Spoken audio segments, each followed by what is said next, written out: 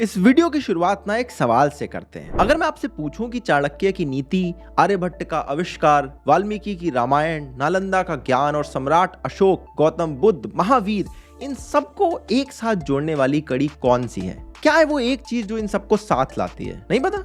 अच्छा चलो एक और ऑप्शन देता हूं। Lowest per capita income, lowest literacy rate, worst performer in sustainable development, highest total fertility rate, इन सबको भी उसी एक थ्रेड से जोड़ा जा सकता है। वेल, अब तक तो आपने गेस कर ही लिया होगा। ये कॉमन लिंक है बिहार, और आज मैं इस स्टेट की कहानी आपको सुनाने वाला हूं। लेकिन आपने एक चीज जरूर नोटिस करी होगी, जो दोनों सेट ऑफ ऑप्शंस मैंने आपको दिए उनमें कितना स्टार्क डिफरेंस दिखाई देता है। जो पहले सेट ऑफ हिंट मैंने आपको दिए ना, उसमें हम बात कर रहे थे एक ऐसे सशक्त साम्राज्य की जिसने कभी हमारे भारत को एक सोने की चिड़िया बनाया था। वहीं जो दूसरा सेट है वहां पर हम बात कर रहे हैं एक ऐसे स्टेट की जो आज भारत में ही अपने साथी राज्यों से बिछड़ता हुआ नजर आता है। एक ऐसा स्टेट जहां के लोगों के लिए आज उनका इंट्रोडक्शन एक स्लैंग बन चुका है। तो आज की वीडियो में जानेंगे कि बिहार की ये कंडीशन कैसे हुई और कौन से वो तरीके हैं जिससे हम बिहार को वापस एक सशक्त राज्य बना सकते हैं। अगर आप इस बारे में इंटरनेट में पढ़ो या इवन यूट्यूब पर भी वीडियो देखो तो अक्सर आपको आधा अधूरा सच बताया जाता है, लेकिन इस वीडियो में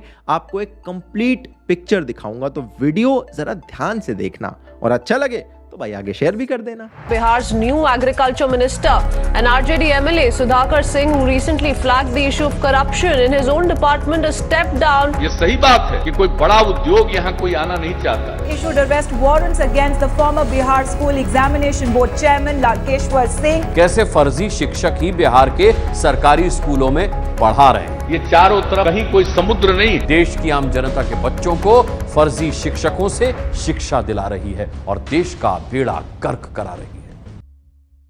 अब देखो, बिहार की जो आज की हालत है इसके पीछे कोई एक या दो पर्टिकुलर रीजंस नहीं है, बल्कि बहुत सारे ऐसे रीजंस हैं जो आपस में इंटरकनेक्टेड भी हैं। तो बात को एकदम शुरू से शुरू करते हैं। देखो, भारत की बाकी और मेजर प्रॉब्लम्स की तरह ही बिहार के डाउनफॉल की भी जो नींव है वो भी ये ब्रिटिशर्स ही रख के गए थे। इन्होंने 1793 में उस समय के बंगाल प्रेसिडेंसी में ब्रिटिश परमानेंट सेटलमेंट एक्ट को पास किया था, जिसके अंडर आज का मॉडर्न डे बिहार भी आता है। अब बिहार में अपनी पावर चलाने के लिए जो ईस्ट इंडिया कंपनी भी थी वो भी खेती किसानी वाली इनकम पर ही डिपेंडेंट थी। अब भारत में सबसे ज्यादा जो एग्रीकल्चर का रेवेन्यू उस टाइम पर आता था वो बंगाल प्रेसिडेंसी से आता था, और ये हिस्सा इतना बड़ा था कि मद्रास और बॉम्बे प्रेसिडेंसीज को भी इसी के टैक्स रेवेन्यू से सपोर्ट किया जाता था। और ये जो ईस्ट इंडिया कंपनी थी ये उस टाइम पर अपने बिजनेस को एक्सपैंड करने के लिए काफी एग्रेसिवली काम कर रही थी, और इसीलिए चाहते थे कि जो लैंड रेवेन्यू है वो लगातार इंक्रीज होता रहे।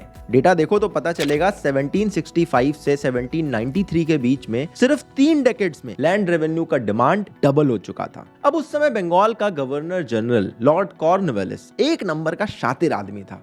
उसने नोटिस करा कि बंगाल प्रेसिडेंसी से टैक्स तो मिल रहा है, लेकिन इस पूरे रेवेन्यू सिस्टम को मॉनिटर करना बड़ा मुश्किल काम है। तो उसने सोल्यूशन निकाला कि रेवेन्यू कलेक्शन का काम हम उस समय के जमींदारों को दे देते हैं, जो ऑलरेडी मुगल एम्पायर के टाइम पर या इंडिपेंडेंट किंगडम्स के टाइम पर भी टैक्स वसूली कर रहे थे। लेकिन अगले कुछ सालों में बंगाल प्रेसिडेंसी से जो एग्रीकल्चर प्रोडक्टिविटी थी वो कम होने लगी। इससे ईस्ट इंडिया कंपनी को जो टैक्स मिल रहा था वो भी कम होने लगा। इस वजह से 1793 में लॉर्ड कॉर्नवालिस ने ब्रिटिश परमानेंट सेटलमेंट एक्ट को पास कर दिया। अब इस एक्ट के अंदर यह कहा गया था कि 1793 जो ईयर था उस साल में बंगाल प्रेसिडेंसी के जमींदार जितना भी टैक्स जनरेट कर पाएंगे उसका 90% उन्हें आने वाले हर सालों में ईस्ट इंडिया कंपनी को देना होगा। इससे ईस्ट इंडिया कंपनी के लिए टैक्स एकदम फिक्स हो गया।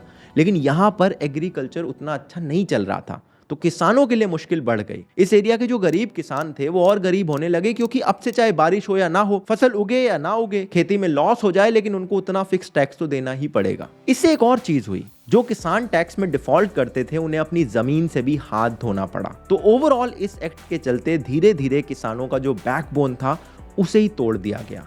अब 1947 में देश आजाद तो हो गया था, लेकिन जमींदारी सिस्टम तब भी चल रहा था। अब कहने को तो Bihar was among first few Indian state जिसने आजादी के बाद जमींदारी सिस्टम को अबॉलिश किया, लेकिन अगर आप ग्राउंड लेवल पर जाकर किसी से भी पूछो तो कहानी वैसी चल रही थी। बिहार के अंदर लैंड रिफॉर्म एक्ट को इंप्लीमेंट करने का काम जिन लोगों को मिला था वो खुद ही बड़े बड़े लैंड ओनर या सो कॉल्ड जमींदार थे, जिससे जमींदारी सिस्टम कभी पूरी तरह से एबॉलिश ही नहीं हो पाया और जो गरीब थे वो और गरीब होते चले गए और एक छोटा सेक्शन जो अमीर हुआ करता था वो और अमीर होता चला गया। अब शुरुआत से सिचुएशन बन चुकी थी कि बिहार का जो आम आदमी था उसे सर्वाइवल के लिए लड़ना पड़ रहा था, जिससे यहाँ की जो agricultural productivity, education, health care, ये सब दिन पर दिन नीचे जाने लगे। यहाँ पे आप एक आर्गुमेंट दे सकते हो कि परमानेंट सेटलमेंट एक्ट तो पूरे बंगाल प्रेसिडेंसी में लागू किया गया था, जिसके अंडर बिहार के अलावा बाकी मॉडर्न डे बांग्लादेश, असम, मेघालय, त्रिपुरा, ओडिशा, झारखंड ये सब भी आते थे। फिर बिहार के साथ ही ऐसा क्यों हुआ? तो इसका जवाब है हमारा दूसरा point, the freight equalization policy.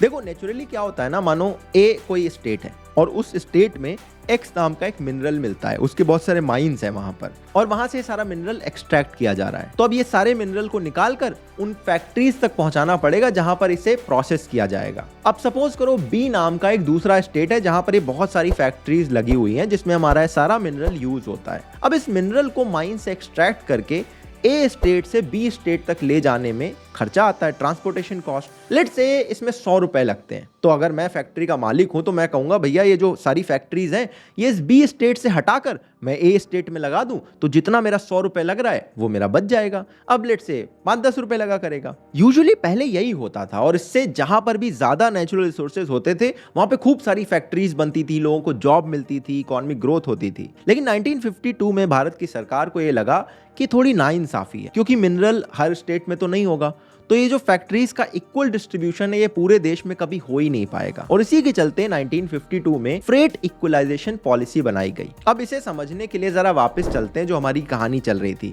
B state में मेरी फैक्ट्री थी, ए स्टेट में मिनरल मिल रहा था। अब मैं सोच रहा हूं कि भाई ये सारी फैक्ट्रीज मैं बी स्टेट से ए स्टेट में ले आऊं ताकि मेरा पैसा बचे। अब सरकार आती है अपनी फ्रेट इक्वलाइजेशन पॉलिसी लेकर कि भाई तुम फैक्ट्री मूव क्यों कर रहे हो? मैं कह रहा हूं यार मेरे 100 रुपए लग रहे हैं, कम से कम 90 रुपए तो बचेंगे। तो सरकार कहती जो 90 रुपए तुम बचाने की कोशिश कर रहे हो वो हम देते ना सब्सिडी के रूप में। अब मैं ठहरा बिजनेसमैन, मुझे तो ये लगेगा ना कि मैं इतना झंझट लेके क्यों अपनी फैक्ट्रीज को मूव करूं, सरकार सब्सिडी दे रही है तो मेरा तो अपना प्रॉफिट बन रहा है। अब सोचो 10 साल बाद मेरे पास ढेर सारा पैसा आ जाता है और मुझे अब एक नई फैक्ट्री भी ओपन करनी है। अब इमेजिन करो मैं कहां करूंगा, क्योंकि देश के अंदर ट्रांसपोर्टेशन तो मेरा फिक्स हो गया है, सरकार से सब्सिडी मिल जाती है।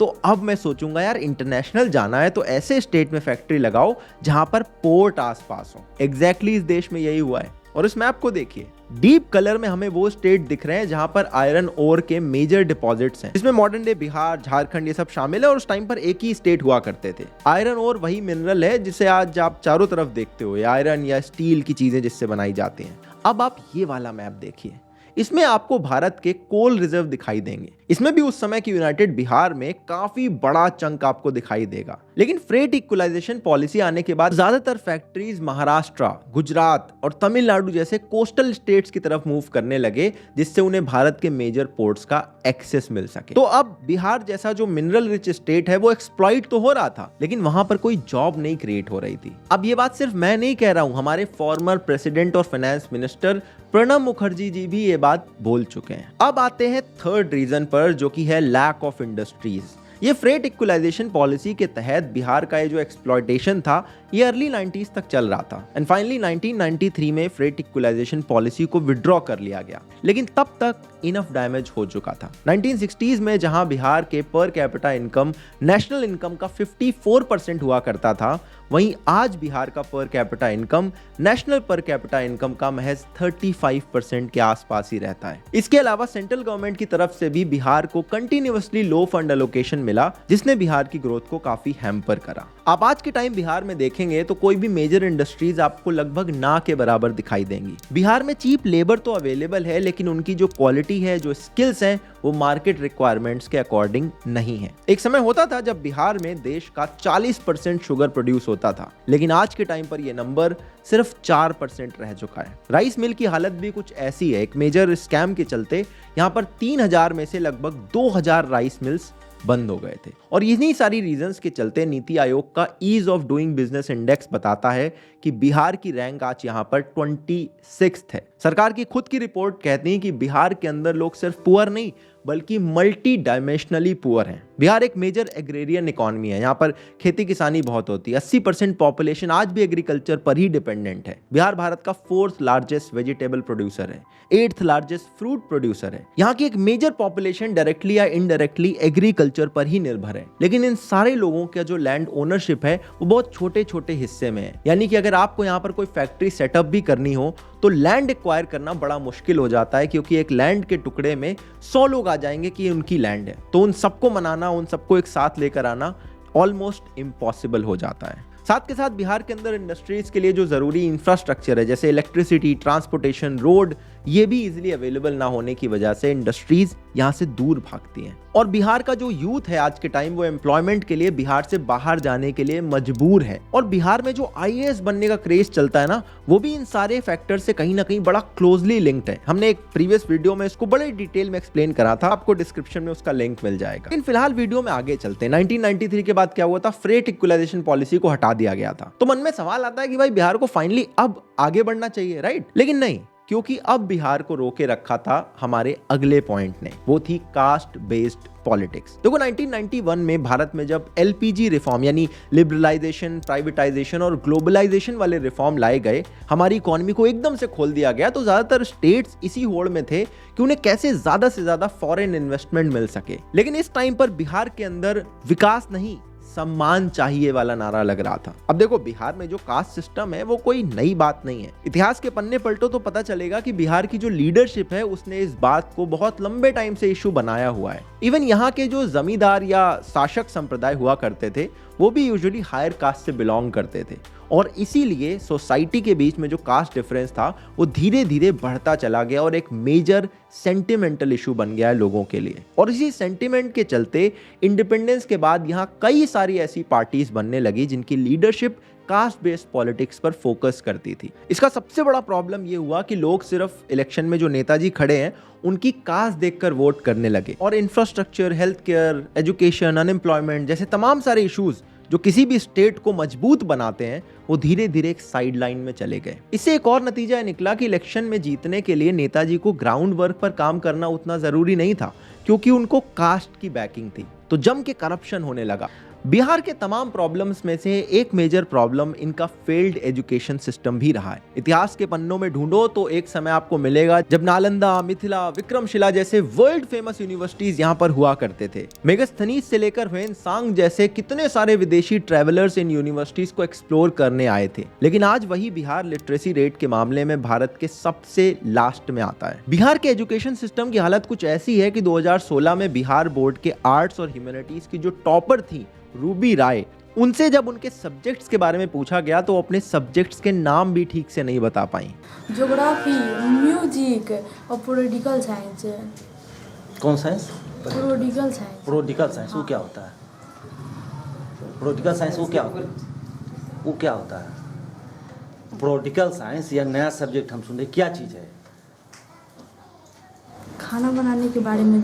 वहीं साइंस टॉपर सौरभ श्रेष्ठ केमिस्ट्री के एक बेसिक क्वेश्चन का जवाब नहीं दे पा रहे थे। कौन सा है पीरियोडिक टेबल में? Most reactive element periodic table में कौन सा है? एल्युमिनियम। एल्युमिनियम। वो कैसे एल्युमिनियम मोस्ट रिएक्टिव में सबसे ज़्यादा सेंसिटिव एलिमेंट कैसे हुआ एल्युमिनियम?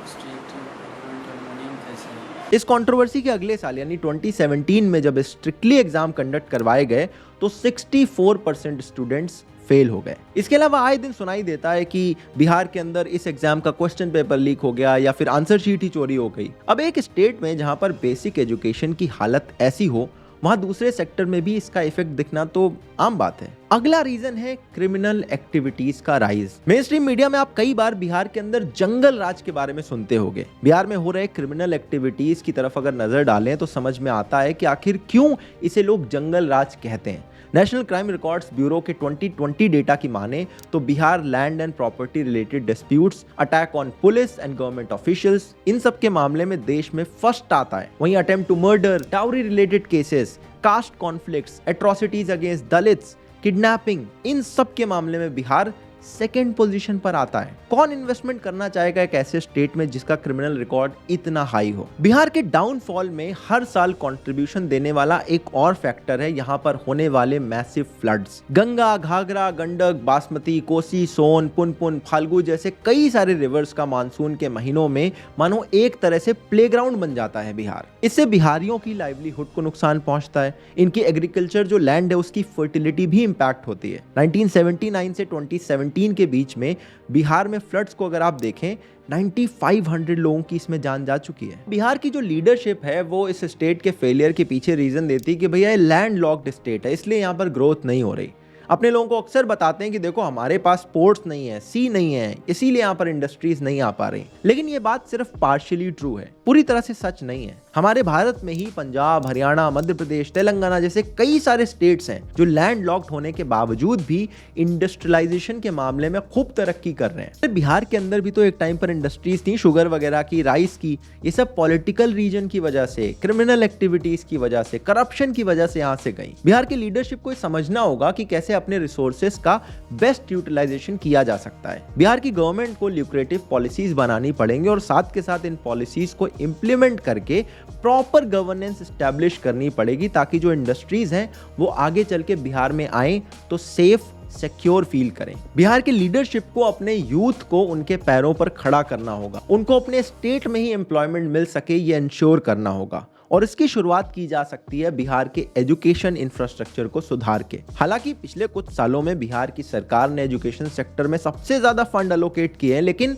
सिर्फ फंड अलोकेट करने से समस्या सॉल्व नहीं होती। जरूरत है एक प्रॉपर विजन की और जनरल मासेस में एजुकेशन के इंपॉर्टेंस को कन्वे करने की। Father of English poetry Geoffrey Chaucer ने अपनी किताब द कैडबरी टेल्स में लिखा था, for better than never is late, never to succeed would be too long a period. In short ये कह रहे हैं कि बेटर लेट देन नेवर। और आज बिहार को इसी बात को समझना बहुत जरूरी है। तो बिहार के करंट सिनेरियोस के पीछे जो बड़े बड़े फैक्टर्स हैं उस पर ये हमारी एक छोटी सी केस स्टडी थी। क्या हमने कोई चीज मिस कर दी? आप कमेंट में बताइए। नेक्स्ट कोई स्टेट अगर आप कवर करना चाहते हैं वो भी आप कमेंट कर सकते हैं। मैं आपसे मिलूंगा नेक्स्ट वीडियो में, तब तक के लिए अपना ध्यान रखिएगा। जय हिंद, वंदे मातरम।